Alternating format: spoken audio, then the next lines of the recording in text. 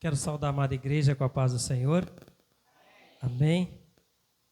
Quando o Silvano falou do ofertório, o Senhor ele me fez lembrar de um óleo a qual eu recebi do nosso bispo, que foi consagrado lá no Mar da Galileia.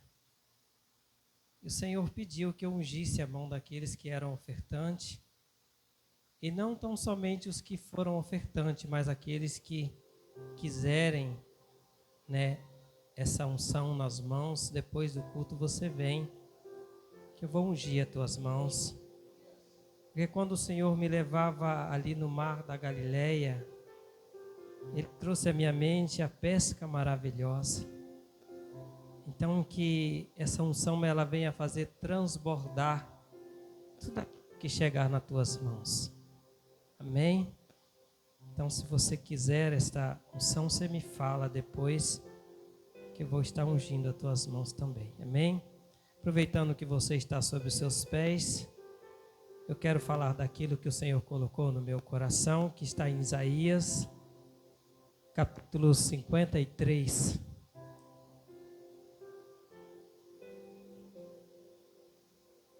Esse é um culto titulado O Culto de Santa Ceia.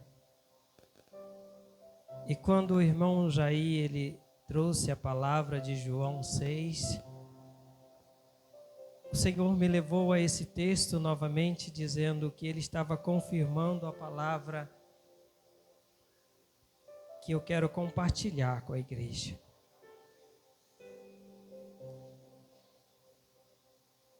Capítulo 53 do livro de Isaías está no versículo de número 10. Nós vamos ler somente a parte A e B. Não vamos ler o versículo todo. Aonde é algo que muitas das vezes traz à nossa mente, algo que confunde, quando nós não conseguimos entender o propósito de Deus. Quantos encontrou? Amém? Pouco amém para muita gente. Amém. Louvado seja Deus. Diz assim o texto, versículo de número 10, capítulo 53. Contudo, agradou o Senhor feri-lo, e ele quis o padecimento. Amém? Não sei se na sua versão está assim. Algumas versões vai dizer, e ele se submeteu a este padecimento. Mas agradou o Senhor.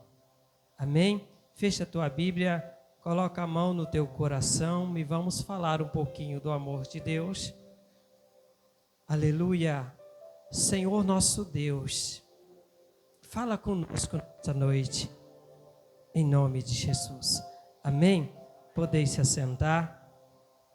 Amados, esta palavra, ela está narrando ali o padecimento, o sofrimento de Cristo antecipadamente, aonde o profeta Isaías ele tem esta visão, esta profecia. E nesse versículos aonde nós lemos, diz que o Senhor se agradou.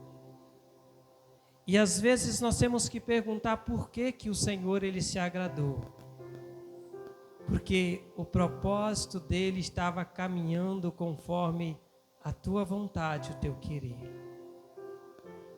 O que nós temos que entender é que com o advento do pecado, com o pecado original, lá no Éden, nós conseguimos entender que o mal ele tomou o lugar na personalidade do homem. O diabo colocou a sua natureza pecaminosa no homem, lá no Éden. E a natureza caída do homem, ela veio a trazer grandes consequências com isso. Ou seja, nós nascemos condenados. O homem, por mais que ele se esforça, a sua natureza, ela é má.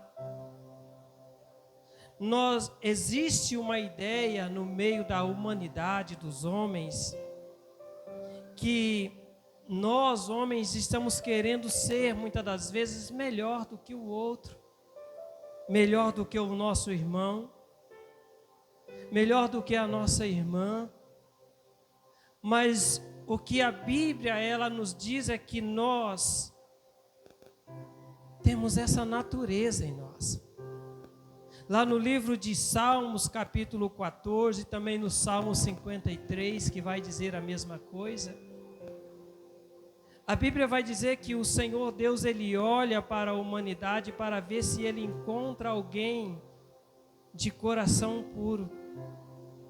Mas o Senhor, quando Ele olha, Ele vai dizer assim: todos se desviaram e se corromperam, e não há ninguém que faça o bem, não há um sequer. No Salmo 53, ele diz a mesma coisa, que o Senhor observa do céu os filhos dos homens para ver se há alguém que busque a Deus.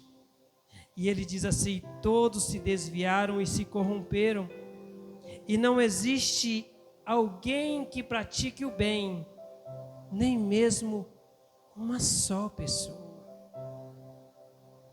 Quando nós olhamos para esses dois textos, nós vemos que Deus, Ele já reprovou o homem por causa da sua natureza caída. Mas quando nós olhamos para o livro do Gênesis, nós vemos que quando Deus, Ele faz o homem, Ele faz a sua obra-prima, Ele faz o homem perfeito, Ele faz o homem, a sua criatura perfeita na terra. A Bíblia diz que no sexto dia Ele faz esta obra-prima. O homem, ele é criado à imagem e à semelhança de Deus. Quando nós olhamos para o livro de João, no capítulo de número 18, vai dizer que ninguém nunca viu a Deus. Olha só, ninguém nunca viu a Deus, mas eu e você nascemos à semelhança de Deus. Você entende isso? Mas para o homem expressar a Deus como a sua imagem e como também representar a Deus como a sua semelhança, a Bíblia diz que Deus, Ele planta um jardim no Éden. O Éden não é o jardim, Ele planta um jardim no Éden. E quando Ele planta esse jardim no Éden, porque a palavra Éden vai dizer um lugar de delícias. Olha só, terra deleitosa. E quando Deus planta esse jardim, ali não crescia nem espinho e nem abrolhos. As árvores todas produziam frutos. E quando Deus, Ele pega o homem e coloca dentro desse jardim, já revela a intenção de Deus para conosco, que era uma intenção boa, que era de nos dar tudo de bom. Quando nós olhamos para esse projeto, esse plano de Deus, nós vemos que no Gênesis capítulo 2, no verso de número 8, diz que Deus, Ele planta o jardim e Ele coloca o homem dentro do jardim que Ele já havia formado. Então Ele faz o homem primeiro, depois Ele planta o jardim. É tão temeroso a gente ler esse texto que nós vemos que todas as outras coisas Ele faz crescer, Ele faz nascer, Ele faz brotar da terra. Mas o jardim Ele planta. E quando Ele coloca o homem lá dentro, a impressão que dá é que o homem, ele não foi criado para o jardim, mas o jardim, ele foi criado para o homem. Você não entendeu? O que eu estou querendo dizer para você é que quando Deus, Ele planta o jardim, Ele está dizendo: as coisas as coisas não foram criadas. Elas não foram criadas, as coisas não foram criadas para o homem. O homem que existe hoje, tudo que existe hoje é formado, é criado por causa do homem. O homem, ele tinha o controle de tudo. Toda a terra é um projeto, é um objeto que foi criado para suprir a necessidade do homem. Quando nós olhamos para essa palavra, nós vemos que o homem, ele foi criado para cumprir um propósito de Deus na terra, para ele expressar a sua imagem e a semelhança de Deus. Quando ele cria este homem, no último dia, no sexto dia, vamos se dizer assim, ele cria este homem e ele diz no sábado que ele descansou. Ou seja, quando Deus ele cria este homem e coloca no jardim, ele olha e vê que está tudo perfeito. Ele fala: agora eu posso descansar. E esse descansar não é porque Deus ele está cansado, não. Esse descansar ele vem de desfrutar de tudo aquilo que ele fez. Então o sábado ele significa isso, porque na minha ideia aqui o sábado era para ser um dia eterno. Era para ser um sábado eterno, aonde a criação de Deus teria sido perfeita. Se você vê no livro do Gênesis, capítulo de número 1, do verso de número 10 em diante, você vai ver que Deus ele vai criando as coisas e ele vai dizendo assim: e isso era bom. No segundo dia ele muda a realidade do primeiro dia e ele diz: e isto era bom. No terceiro dia, Deus ele muda a realidade do segundo dia. E diz a Bíblia que Deus observou e viu que isso também era bom. E ele vai mudando a realidade de cada dia. E quando chega no sexto dia para o sétimo dia, ele não diz que Deus se agradou e disse que era bom. Vai dizer assim no verso 31 do capítulo 1, diz assim: e então Deus contemplou toda a sua criação, e eis que tudo era muito, muito bom. E ali ele disse assim: agora eu não preciso mudar mais nada. Já está tudo perfeito do jeito que eu quero. E no capítulo 1, no capítulo 2, no verso 2, vai dizer assim que chegou o sétimo dia e Deus descansou. Quando fala Deus descansou, dá a ideia da plenitude de Deus. Quando ele faz tudo e fala assim: agora está perfeito, está do jeito que eu quero. Você já fez um projeto? Aí você faz o projeto, você olha assim, ainda não está bom. Você dá mais uma mexidinha ali, aí você olha de novo, ainda não está bom. Aí você vai mexendo nesse projeto até que ele fica muito bom. Aí você deita e diz: agora eu posso descansar. É assim que Deus ele fez. Eu imagino Deus fazendo isso assim. E quando lá no Gênesis capítulo 2, no verso 8, vai dizer que o Senhor ele planta um jardim, e ele especifica que ele planta um jardim no oriente para o lado leste, aonde ali ele colocou o homem que ele formou. Quando a Bíblia está dizendo que ele planta esse jardim voltado para o lado leste, é o lado que nasce o sol.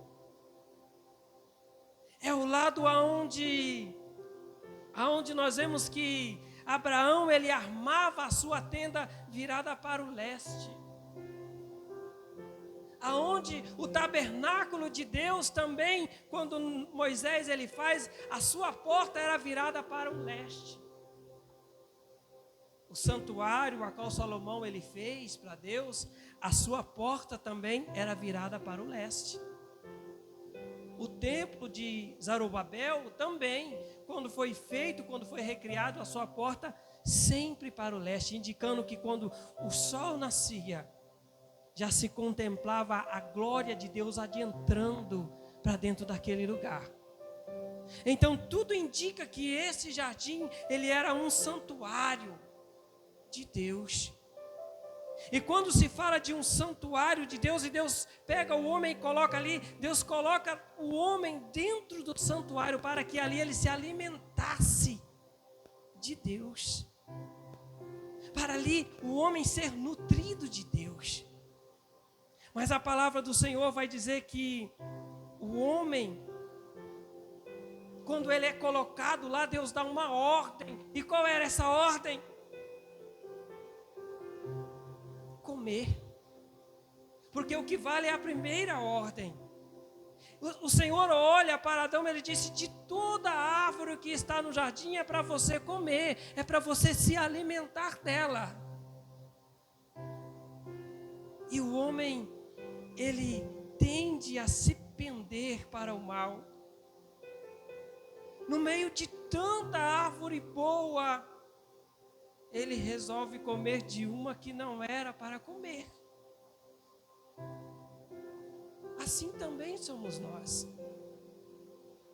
Nós temos tantas escolhas boas para fazer na terra, mas muitas das vezes nós queremos fazer aquela que desagrada ao Senhor. Por quê? Porque nós temos o livre-arbítrio. Então, quando o Senhor ele dá essa prioridade, essa ordem para o homem comer, o plano original era que o homem fosse nutrido por Deus dentro daquele lugar, e ele crescesse à sua semelhança e representasse a sua imagem, para que ele pudesse viver ali os seus dias na plenitude de Deus, num dia eterno, numa terra deleitosa, num lugar maravilhoso onde não tinha espinho e nem abrolhos. Mas com a queda do homem, com a queda de Adão, toda a criação ela perde o propósito de Deus. O homem, ele perde também com a queda a imagem e a semelhança de Deus. E todo o plano da criação cai por terra com o pecado. Quando o homem peca, ele, no momento, ele perde a imagem do Senhor. E ele passa a ser um homem, ser vivente novamente. E quando nós olhamos para a Bíblia, no livro do Gênesis, nós vemos que Deus ele planta o jardim e ele dá uma ordem para todas as plantas, todas as criaturas. Ele diz: vocês se submetam a Adão. Adão, ele era o Senhor da terra. Ele era o dono de tudo. Ele controlava tudo. Porque ele representava Deus na terra. A sua presença era a mesma presença de Deus na terra. Então toda a criação respondia a esta presença. Mas quando o homem peca, no Gênesis capítulo 3 vai dizer assim: porque escutaste a tua mulher e comeste da árvore a qual eu disse para que não comesse. O Senhor diz: maldita é a terra por sua causa. E diz mais o Senhor: com sofrimento obterá do solo o teu alimento todos os dias da sua vida, até que volte ao solo, pois da terra foste tomado, porque tu és pó, e ao pó da terra retornará. O Senhor, ele dá ali uma sentença para o homem. E a partir deste momento, o homem, ele cria uma batalha, ele começa uma batalha para viver na terra. Para ele sobreviver, ele tinha que plantar. Para ele viver, para ele sobreviver, ele tinha que matar. Para ele sobreviver, agora o homem ele precisa enganar. Vai dizer que para você se alimentar, você não engana. Engana. Quando você vai pescar, você pega a minhoquinha, coloca lá, joga na água, engana o peixe, pega ele e come. Você engana para comer. Para você ter uma ideia o quanto que é forte essa queda de Adão, a partir deste momento, o homem, ele passa a viver da morte. Você precisa matar para comer. Você mata um animal, você mata uma ave, e você se alimenta daquilo para você sobreviver, senão você morre. Então o homem ele passa a viver da morte de um animal. Isso é sério. Veja isso. Quando o homem ele era perfeito, ele era a imagem e semelhança de Deus, então a imagem, toda a criatura respondia a esta imagem. Quando nós vamos lá em Lucas capítulo 5, nós vamos ver que Pedro está cansado de pescar a noite toda e não pega nada. E Jesus dá uma ordem para ele, mas essa ordem a criação escuta. Quando Jesus dá ordem para Pedro, ele disse: lança a rede no mar alto. Porque ele já tinha dado ordem à criação para ir para lá. E todos os peixes foram para aquele lugar. E ele pega muitos peixes. Por que isso? Porque a natureza responde à imagem e à semelhança de Deus.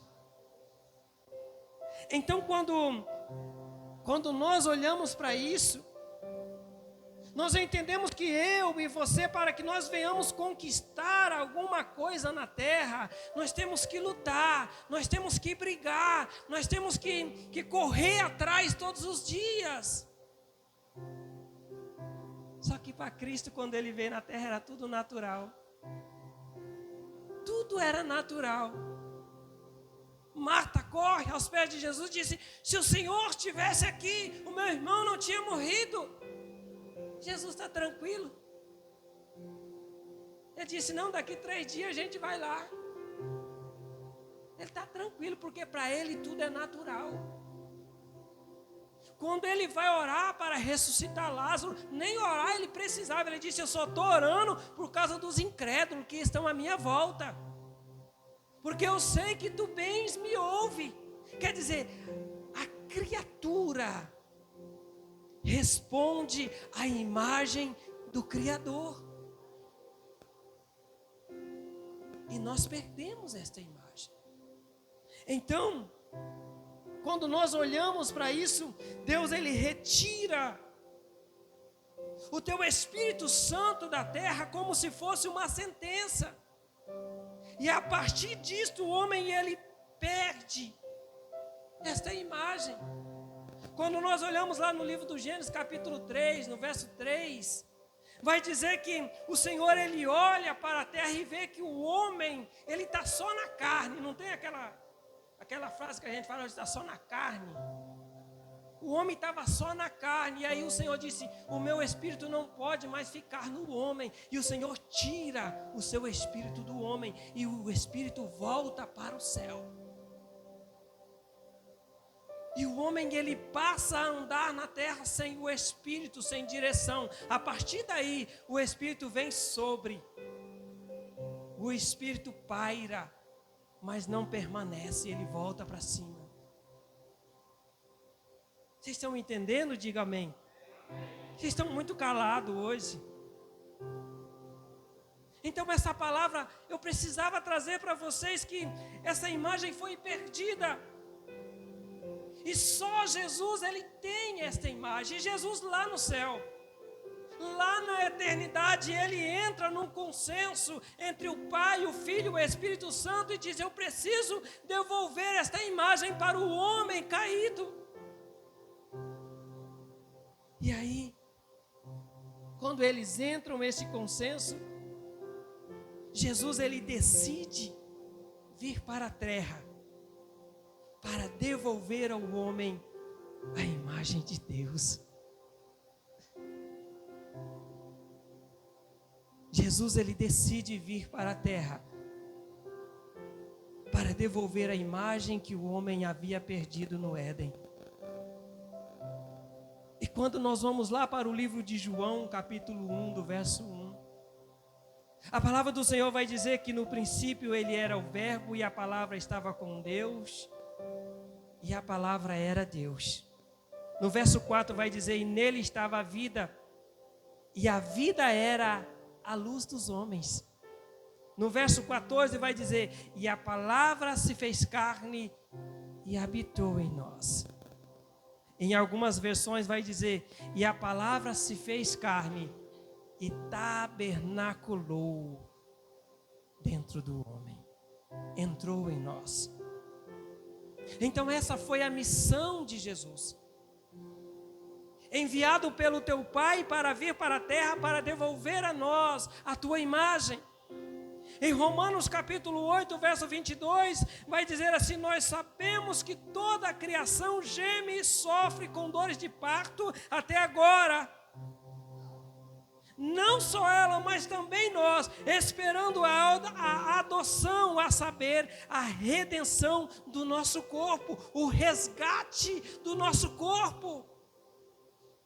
Toda a criação está gemendo, esperando que o homem volte a ter a imagem de Deus, porque ela responde a esta imagem.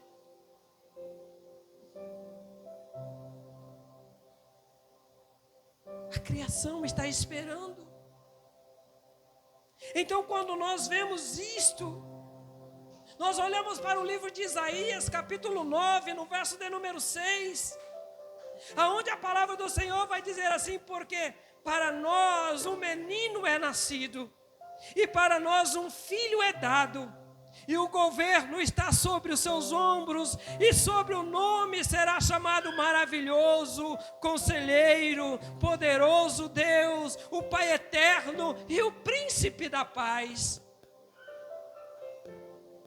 Estava sobre os seus ombros tudo isso.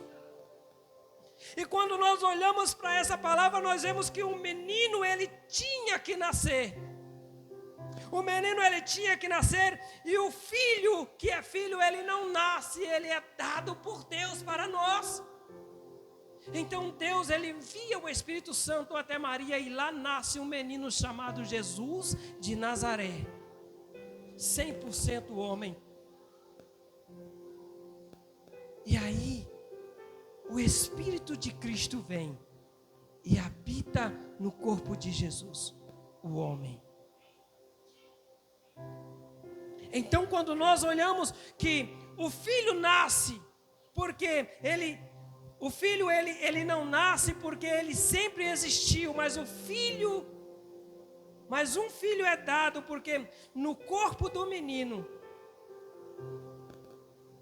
Deus preparou um corpo para receber ao Espírito de Cristo.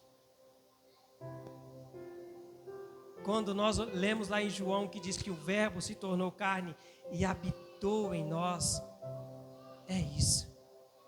E quando nós vamos lá para o livro de Hebreus, nós vemos que tudo isso já tinha sido preparado de antemão. Quando nós vamos lá no livro de Hebreus, capítulo 10, no verso de número 5, vai dizer assim, pelo quanto ele veio ao mundo e diz, sacrifícios e oferta não quiseste, mas um corpo me preparastes. É Jesus falando, aonde disse que sacrifício não deram para ele, mas um corpo foi preparado, que era o corpo do menino Jesus. Mas quando esse corpo ele vem, a palavra também diz no livro de Colossenses capítulo 1, verso 14, em quem temos a redenção pelo seu sangue e o perdão dos pecados, o qual é a imagem do Deus invisível, o primogênito de toda a criatura. Aqui começa o plano da eternidade. Aqui começa o resgate quando o Filho do Homem vem para a terra. Ele vem trazer a imagem, ele vem devolver a sua imagem para o homem. Só que essa imagem não podia ser passada de qualquer maneira para o homem.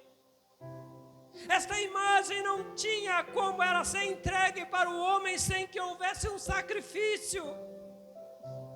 Por que precisava de um sacrifício?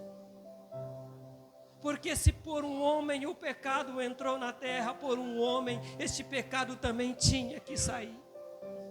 E quando Jesus andou pela terra, em João capítulo 12, ele vai trazer uma parábola dizendo para os seus discípulos: se o grão de trigo cair na terra e não morrer, ele ficará só. Mas se ele vier a morrer, ele vai dar muitos e muitos frutos. Jesus estava falando dele mesmo. Jesus ele estava falando do seu corpo que tinha que ser rachado como uma semente se racha no meio. Jesus ele estava falando que ele tinha que ser moído, porque somente moído ele poderia agradar a Deus. Eu acho que você está entendendo. A casca do corpo de Jesus, a casca tinha que se romper para sair o Espírito de Cristo de dentro dele, para habitar dentro de mim e dentro de você. Quando nós olhamos para o santuário, também foi assim. A Bíblia diz que quando Jesus, em Mateus capítulo 27, no verso de número 50, vai dizer que Jesus, novamente bradando a sua voz ao céu, se rendeu ao seu Espírito. E no verso 51 vai dizer assim que o véu do templo se rasgou de alto a baixo. Porque não poderia ser de baixo ao alto, tinha que ser de cima para baixo. O véu está indicando que o corpo de Cristo foi partido. Aonde vai confirmar também essa mesma palavra no livro de Hebreus capítulo 10, no verso 19, onde diz que entramos no santuário, no santíssimo lugar, pelo sangue de Cristo, por um caminho novo e vivo, que Ele consagrou para nós, através do véu, que era a sua carne. Através do véu, que era a sua própria carne. Na cruz também foi da mesma forma que no santuário. A Bíblia diz que quando Jesus ele está na cruz, e que quando aqueles soldados eles quebram a primeira perna do primeiro crucificado, e quando ele chega para ele quebrar as pernas de Jesus, a Bíblia vai dizer que Jesus ele já tinha morrido. E naquele momento, a Bíblia diz que aquele soldado ele pega uma lança e ele fura o corpo de Jesus. Aonde vai dizer no livro de João, capítulo 19, verso 33, que os soldados quebraram a perna do primeiro, mas vindo a Jesus e vendo já morto, eles não quebraram as suas pernas, mas um dos soldados furou um lado com uma lança. E a Bíblia diz assim, ó, e imediatamente saiu sangue e água. Por que a Bíblia tem que dizer sangue e água? Porque o sangue, ele representa a vida do homem terreno. O sangue representa o homem caído. Mas a água representa a divindade de Deus. Então, quando nós olhamos para a cruz, nós vemos e imaginamos que o sangue que foi derramado na cruz, ele serve especificamente para uma coisa, para nos remir, para nos lavar de todo o pecado. Mas agora o seu corpo, quando é partido, quando é rompido, ele serve para a nutrição do homem, para que o homem fosse alimentado, ali onde o Jair leu em João 6. Que todo aquele que comer da carne, que todo aquele que se alimentar do corpo de Cristo, esse tem a vida eterna. E quando nós olhamos para a Santa Ceia, nós vemos Jesus tipificando da mesma forma o seu corpo sendo partido, sendo rachado, indicando que ele teria que morrer para que o Espírito viesse entregar a vida de Deus para nós. Então, quando nós olhamos em João 7, quando nós olhamos em Mateus 26, quando ele toma o pão e quando ele abençoa, quando ele parte esse pão, ele disse: tomai e comei, isto é o meu corpo que é partido por vós.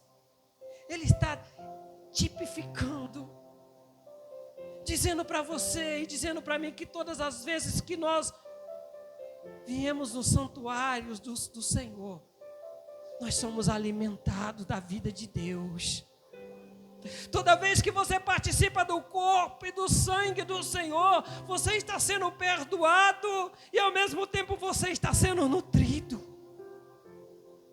E é dessa maneira que a imagem de Deus vai sendo devolvida para dentro de você. É quando você começa a ingerir Deus. Existe estudo que diz que tudo aquilo que você come, você se torna parecido com aquilo que você come. Se você come bem, você vive bem. Se você come mal, você vive mal e poucos dias. Então, se você se alimenta de Deus, você vai adquirir a imagem e a semelhança de Deus. Vocês entenderam o resgate? Vocês entenderam o processo da cruz, como foi difícil para Cristo? Vocês entenderam por que Deus ele bradou do céu e disse que se agradou de moer o corpo de Cristo? Porque se o corpo de Cristo não fosse moído, não fosse partido, não fosse furado, nós não teríamos vida em nós mesmos. E é somente em Cristo que nós conseguimos ter novamente a natureza divina dentro de nós. Para quê, pastor? Para que nós temos que ter a natureza divina dentro de nós? Para nós ir para o céu. É verdade. Isso também é muito bom ir para o céu. Mas quando nós adquirimos a natureza divina, nós alcançamos em nós o governo de Deus. Nós temos em nós a resposta da criação em tudo que nós falarmos. Quando nós dissermos haja, e vai haver. Quando nós falarmos cura, vai ser curado. Quando nós profetizarmos bênção, vai ser bênção, porque a nossa palavra vai ter poder. Porque toda a criatura responde à imagem que está dentro de você. Esse é o plano de Deus. E quando nós olhamos para o livro de João, capítulo 7, versículo de número 37, que era nas festas das águas, quando Jesus ele sobe diante de uma pedra e ele grita dizendo: se alguém tem sede, venha a mim e beba. E ele diz também no verso 38, quem crê em mim, do seu ventre fluirão águas vivas. Quando nós vamos lá para Isaías 47, Ezequiel 47, nós vemos que existe um rio lá, que sai do trono de Deus. E esse rio que vai jorrando diante do trono de Deus, e ele aonde vai passando, vai havendo vida, vai florescendo, vai germinando, tudo vai crescendo. O que eu estou querendo dizer para você, que com esta palavra aqui, aonde você for, aonde você colocar a planta dos seus pés, fluirão rios de vidas, aonde você estiver, porque toda a criação responde à imagem e à semelhança de Deus. E ele diz no verso de número 39, tudo isso Cristo falou, falando do Espírito que havia de receber os que crerem nele, porque o Espírito Santo ainda não foram dado, porque Jesus ainda não tinha sido glorificado. Se coloque de pé nesta noite.